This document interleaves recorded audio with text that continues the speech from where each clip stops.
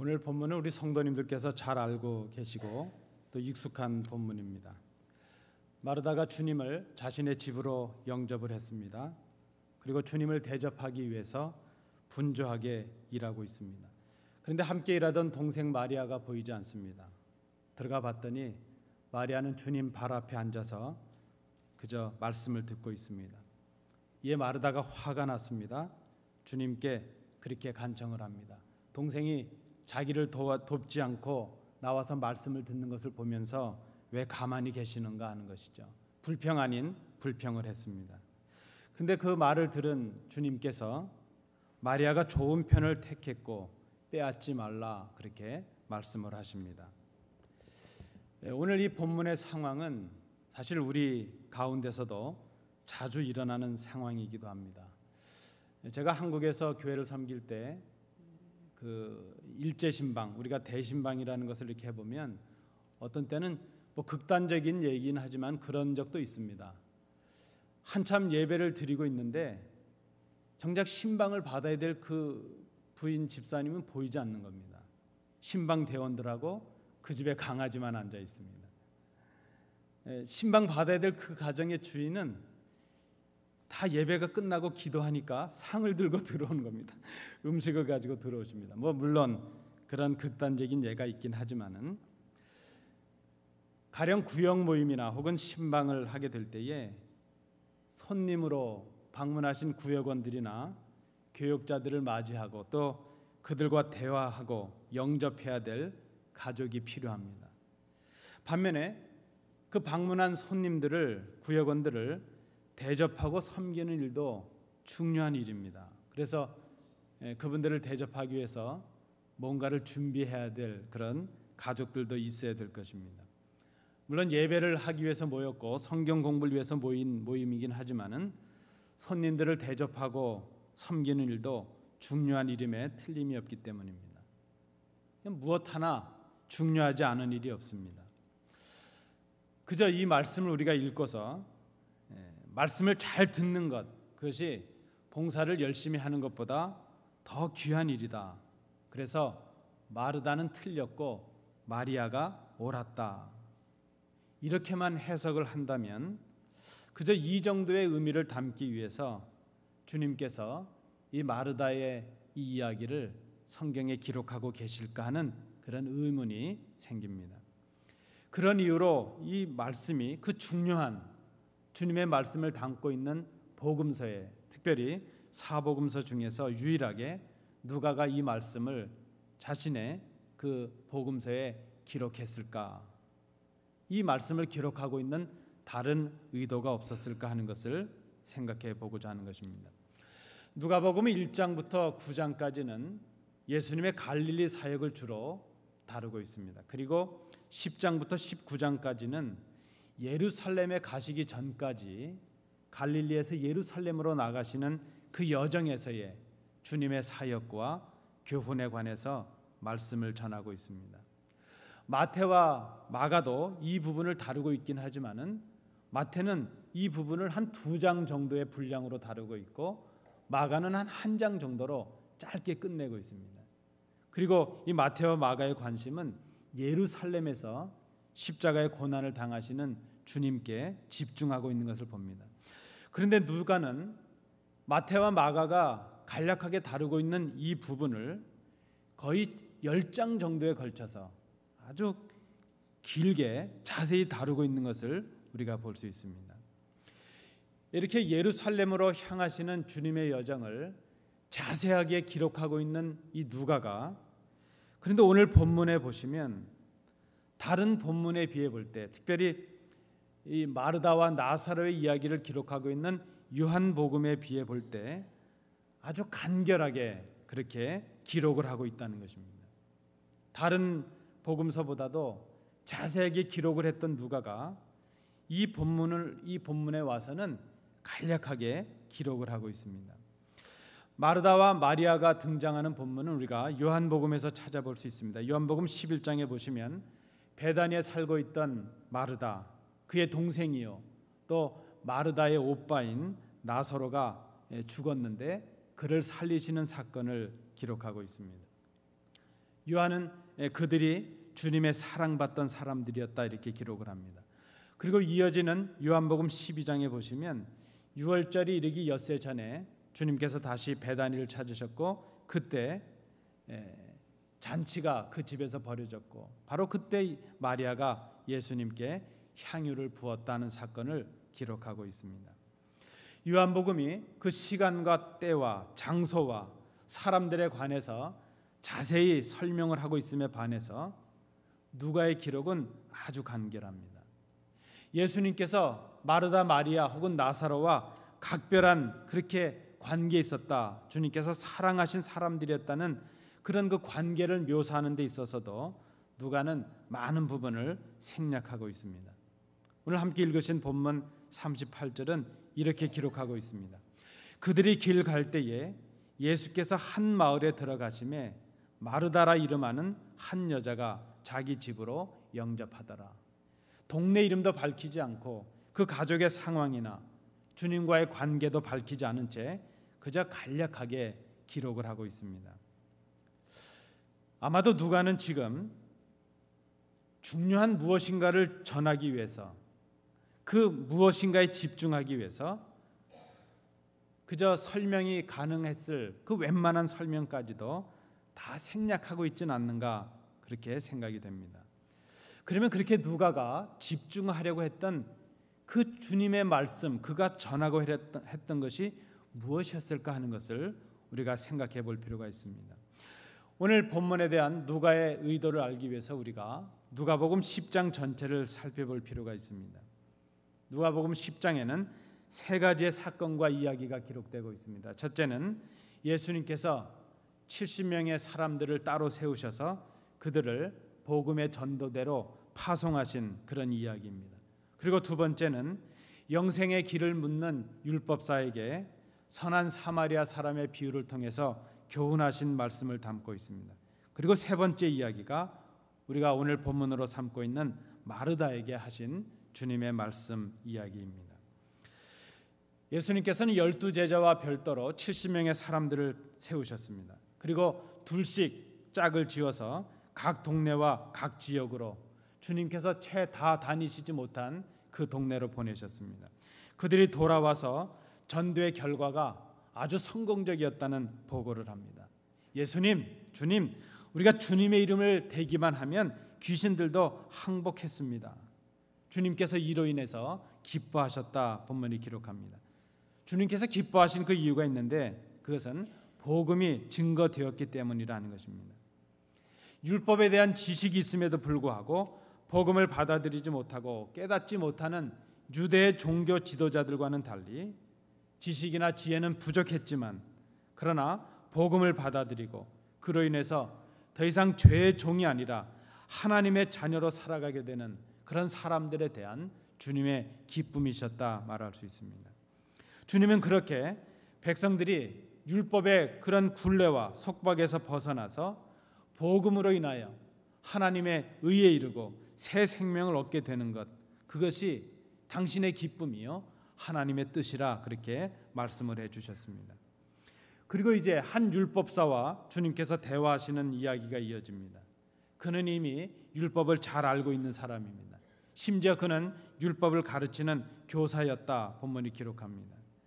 그는 이미 자신이 율법을 온전히 지켰고 그로 인해서 하나님의 의에 이뤘고 영생을 얻을 수 있다고 스스로 생각을 했습니다.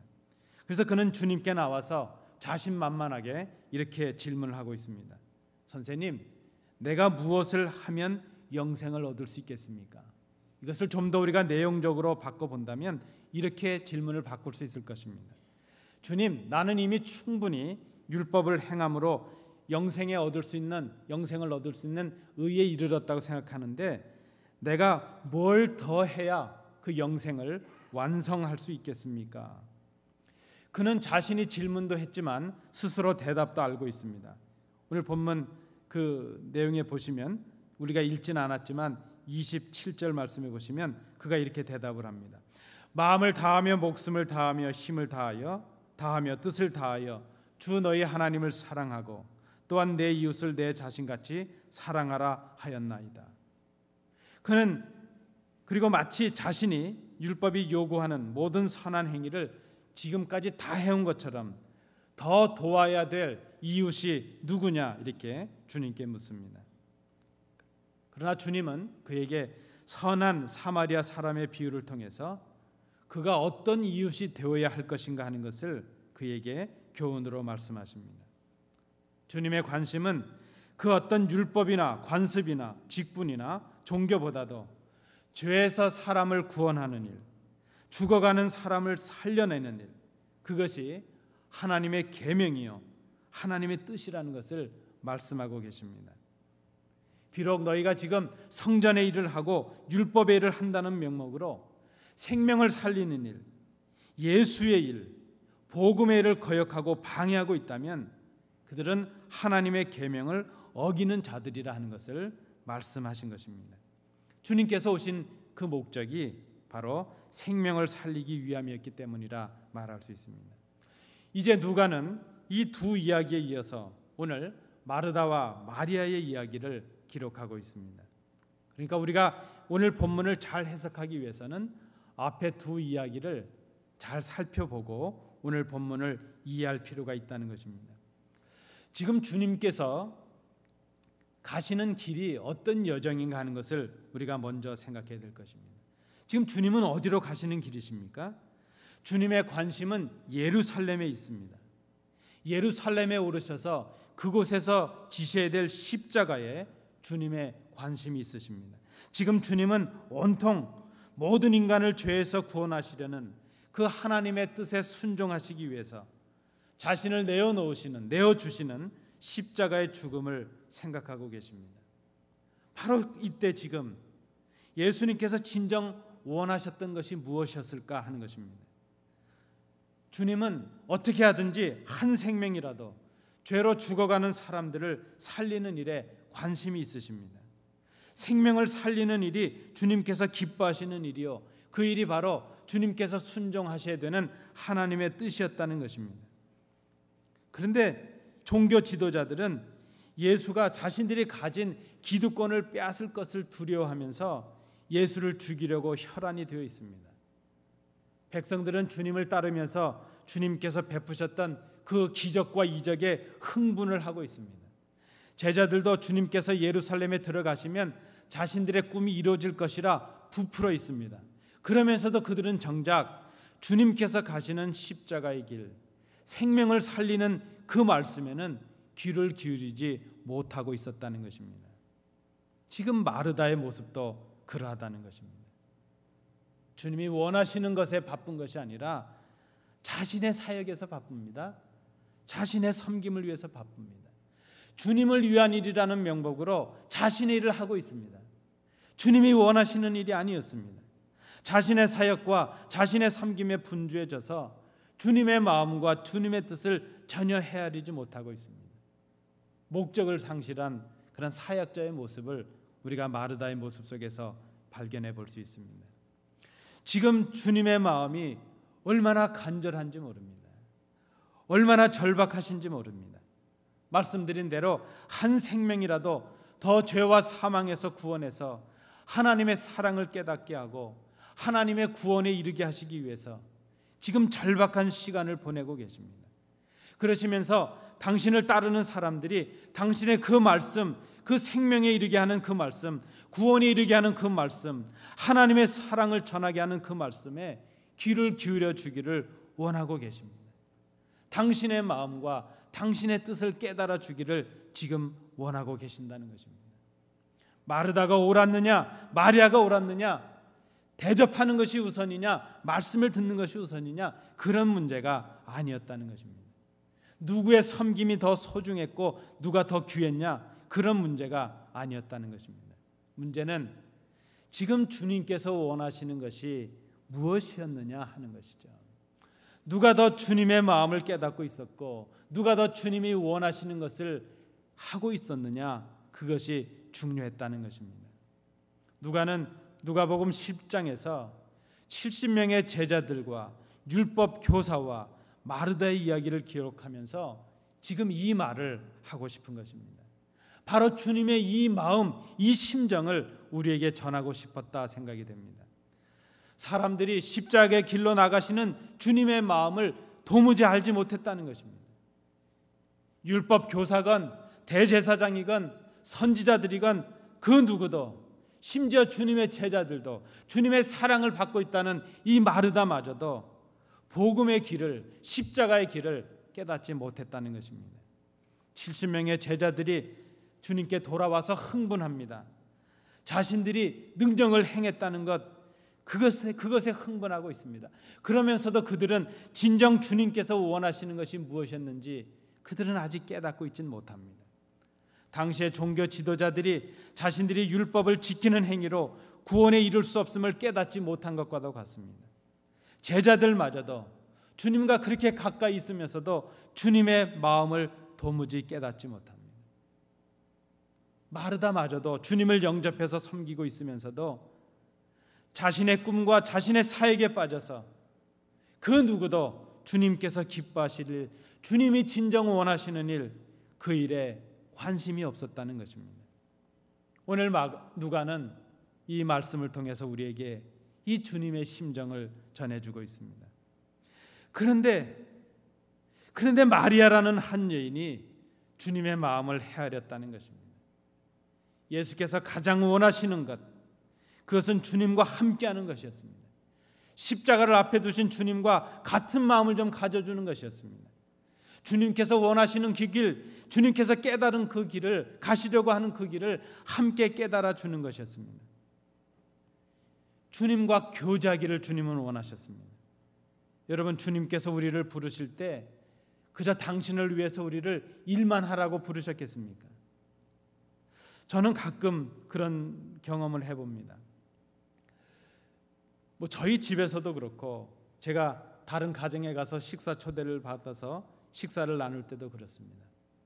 음식도 중요하고 서로 음식을 나누는 것, 대접받는 것 중요하긴 하지만은 그저 음식을 매개로 해서 그분과 대화를 하고 서로 삶을 나누고 좀 그게 더 좋아 보이는데, 그저 음식을 준비하시느라고 밖에 계시고 음식을 먹고 나면 또 치우시느라고 저만큼 계시고 설거지 다 끝나면 인사하고 집에 와야 되고 늘 그런 것을 봅니다. 그래서 차라리 음식이 좀 간단히 먹더라도 많이 대화하고 좀 교제를 하는 게 더 좋지 않겠는가, 그런 생각을 해볼 때가 있습니다. 여러분, 주님께서 원하시는 것이 바로 이것이었다는 것입니다. 예수님의 마음을 좀 알아주길 원하셨습니다. 십자가를 지시려는 당신의 계획을 좀 당신의 사람들이 알아주길 원하셨습니다. 그리고 그 계획에 함께 참여하고 동참해 주기를 원하셨다는 것입니다. 주님의 마음은 생명을 살리는 데 있으셨습니다. 죄로 죽어가는 사람들, 관습과 율법과 종교의 그 굴레의 노예가 되어서 착취당하고 소외되고 무시되는 그들에게 생명과 구원의 자유를 주시는 것, 그것이 바로 주님의 관심이었습니다.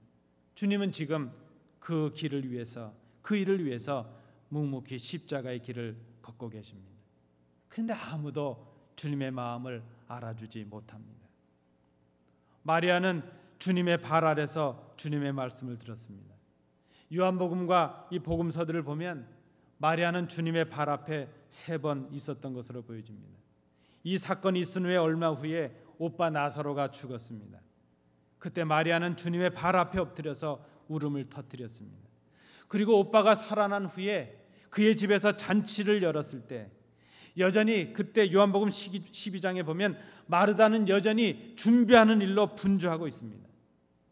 그런데 마리아는 제자들이 허비했다는 비난과 책망을 무릅쓰고서도 예수님의 발 앞에 엎드려서 향유를 예수의 발에 붓고 자기의 머리털로 예수님의 발을 닦고 있습니다.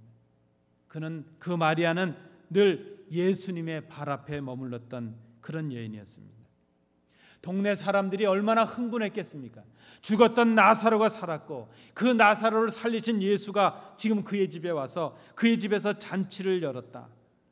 나사로가 살았다는 기적에 사람들이 들떠있고 대제사장들과 종교 지도자들은 나사로를 살린 예수 때문에 자신들이 위협을 당한다고 예수님을 죽일 마음에 음모의 혈안이 되어 있을 그때에 제자들도 예수님께서 사람을 살리시는 그 장면을 보고 이제 우리가 예루살렘에 들어가면 우리가 차지할 자리가 어떠할까, 그런 꿈에 서로 마음이 불편해 있을 그때에, 아무도 주님의 마음을 알아주지 못했을 그때에 연약한 여인, 오직 이 마리아 한 여인만이 죄인들의 생명을 살리기 위해서 십자가를 지신 그 주님의 죽으심과 다시 사심을 기억하며 향유를 부었다는 그 사실입니다.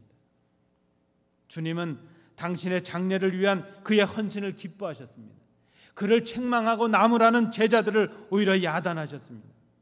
아무도 몰랐지만 제자들도 백성들도 깨닫지 못한 그 십자가의 길, 복음의 길, 생명을 살리는 그 길, 주님의 가시는 그 길을 마리아가 알았다고 말씀하고 계십니다. 여러분, 마르다는 자신이 원하는 일을 했습니다. 그러나 마리아는 주님께서 필요로 하시는 그 한 가지를 선택했습니다. 그것은 가장 필요한 한 가지였습니다. 생명을 살리는 그 말씀에 귀를 기울이는 것이었습니다. 그 무엇도 그 누구도 생명을 살리는 그 주님의 길을 대신할 수가 없었습니다. 율법을 지키는 것으로도 할 수 없었습니다. 기적을 경험했다는 그 흥분도 그 생명의 길에 참여할 수가 없었습니다. 우리 어떤 사역도, 우리 어떤 봉사도, 우리 어떤 헌신도, 그 무엇도 우리가 먼저 해야 될 것이 있다면 주님께서 원하시는 것이 무엇이었는가 하는 것을 살펴보는 그것이었습니다. 어떻게 봉사하느냐, 어떤 봉사를 해야 되느냐, 그것이 중요한 것이 아닙니다. 그것보다 더 중요한 것은 우리가 어떤 주님의 마음을 깨닫고 주님께서 원하시는 무엇을 할 것인가, 우리가 얼마만큼 주님의 마음을 알고 있고 주님의 뜻을 알고 있느냐, 그것이 중요하다는 그런 말씀입니다. 마르다는 참으로 분주했습니다. 열심을 다했습니다. 그러나 그는 자신의 수고와 자신의 일 때문에 분주했습니다. 주님께서 원하시는 것이 무엇인지를 헤아리지 못했습니다. 그는 그 누구도 하지 않는 그저 자신의 집을 열고 주님을 영접하는 귀한 일을 했습니다. 그러나 그는 주님을 향하여 자신의 마음을 열고 있지는 못했습니다. 그는 그저 자신의 일에 분주해서 주님을 생각하지 못했습니다. 주님이 생각하시는 다른 사람들의 생명을 생각하지도 못했습니다. 그 마르다의 귀한 봉사가 오히려 주님과의 관계를 무너뜨리는 적이 되고 말았음을 우리가 생각합니다. 여러분, 분주하십니까? 얼마나 바쁘십니까? 우리가 성도로서, 교역자로서 감당해야 될 일들이 얼마나 많이 있는지 모릅니다. 아니, 성도님들뿐만이 아니라 이 말씀을 준비하면서 제 스스로를 생각해 보았습니다. 여러분, 저는 목사로서 참 바쁘게 사는구나 생각이 됩니다. 하루에 잠도 4-5시간 이상을 못 자는 것 같습니다. 그저 유능한 목사님들도 많은데 저는 좀 능력이 없어서 그런지 왜 그렇게 바쁜지 모르겠습니다. 주로 바쁜 것은 설교 준비입니다. 제가 일주일에 성경 공부와 설교 준비를 몇 번 하나 했더니 보통 10번에서 11번을 하더라고요. 저는 부족해서 새벽기도 준비하는데도 몇 시간씩 걸려야 됩니다. 본문을 공부하고 설교를 준비하는 일이 쉽지가 않습니다. 근데 가끔 제가 그 생각을 해봅니다. 바쁜데 왜 바쁜가 하는 것을 생각해 보는 것입니다. 무엇을 위해서 바쁘고 있는가 하는 것이죠. 자칫 목사로서 바쁘다 보니까 목사라는 일에 치이고 일에 바쁘곤 있는데 그것이 주님을 위해서 바쁘고 있는 것인가 하는 것을 생각해 볼 필요가 있다는 것을 깨닫습니다. 여러분, 분주하십니까? 얼마나 많이 바쁘십니까? 그런데 우리가 분주한 이유가 무엇인가 하는 것을 한번 생각해 보셨습니까? 우리가 지금 바쁜 이유가 주님이 가장 필요로 하시는 그 한 가지, 그 일 때문에 바쁘고 계신가 하는 것을 생각해 보는 것입니다. 주님의 마음을 헤아리지 못한 채 바쁘고 있다면, 주님께서 말씀하시고 계시는, 주님께서 관심하시고 계시는 그 한 가지 일이 아닌 다른 일 때문에 우리가 분주하고 바쁘고 있지는 않은지 스스로를 생각해 봐야 될 것입니다. 여러분, 제가 어려운 퀴즈 하나 드리겠습니다. 넌센스 퀴즈입니다. 남산 위에 제일 높은 소나무는 몇 그루이겠습니까? 남산 위에, 남산을 하도 오랜만에 보셔서 모르시겠죠. 남산 위에 제일 높은 소나무가 있는데 그 소나무는 몇 그루일까요? 예, 한 그루입니다. 이렇게 쉽게 하실까요? 이 넌센스 퀴즈죠. 여러분, 남산 위에 제일 높은 소나무는 딱 한 그루입니다. 우리에게 얼마나 중요한 일들이 많이 있습니까? 우리에게 가장 중요한 일은 몇 가지일까요? 한 가지면 족하다는 것입니다. 주님께서 우리에게 필요로 하신 것이 얼마나 많이 있겠습니까? 그러나 주님께서 가장 필요로 하신 것은 단 한 가지입니다. 가장 필요로 하신 것은 여러 가지가 아닙니다. 단 한 가지입니다. 그것을 깨닫기 위해서 우리에게 필요한 것은 주님을 얼마나 많이 알고 있느냐, 그것이 필요합니다. 주님을 얼마나 많이 알고 있느냐에 따라서 주님의 마음을 깨달을 수 있고 주님이 원하시는 것을 깨달을 수 있기 때문입니다. 그것은 주님의 말씀에 귀를 기울인 자가 깨달을 수 있는 은혜라고 말할 수 있습니다. 오늘 주님이 말씀하십니다. 몇 가지만 하든지 혹은 한 가지만이라도 족하니라. 주님께서 원하시는 것은 생명을 구하시는 일이었습니다. 그것을 위해서 십자가를 지시는 일이었습니다. 그것은 복음의 일이었습니다. 우리에게 맡기신 복음의 일이었습니다. 우리에게 주님께서 맡기신 복음의 증인이 되는 그 사명, 그것이 우리가 기억해야 될 한 가지 일이었다는 것입니다. 오늘 우리가 이 말씀을 기억하면서 주님의 마음을 헤아리시기 위해서 노력하시는 우리 성도들 되시기 바랍니다. 주님께서 원하시는 그 한 가지를 위하여 우리의 생을 쏟고 우리의 열심을 쏟고 우리의 모든 수고를 쏟을 수 있는, 그래서 주님이 기뻐하시는 교회, 주님을 기쁘시게 해드리는 교회, 주님께서 주신 복음의 사명을 감당하는 교회, 그런 성도들, 그런 교회가 되실 수 있기를 간절히 소원합니다. 몇 가지만 하든지 혹은 한 가지만이라도 족하니라. 가장 귀한 한 가지를 감당하시는 우리 성도들 되시기 바랍니다. 기도합니다. 은혜로우신 아버지 하나님, 주님을 잘 몰랐기에 주님께서 원하시는 것이 무엇인지를 잘 깨닫지 못했습니다. 우리는 이렇게도 바쁘게 살아가는데 주님께서 원하시는 그 일을, 그것 때문에 바빴는지 이 말씀을 통하여 저희들을 돌아봅니다. 오늘 주신 말씀을 기억하며 주님께서 원하시는 그 일, 생명을 살리는 그 일, 교회를 세우는 그 일, 복음을 감당하는 그 일, 주님의 증인이 되는 그 일, 그 일을 위하여 우리의 마음을 쏟는, 우리의 열심을 쏟는 주의 참 제자들이 되도록 인도해 주시옵소서. 예수님 이름으로 기도하옵나이다. 아멘.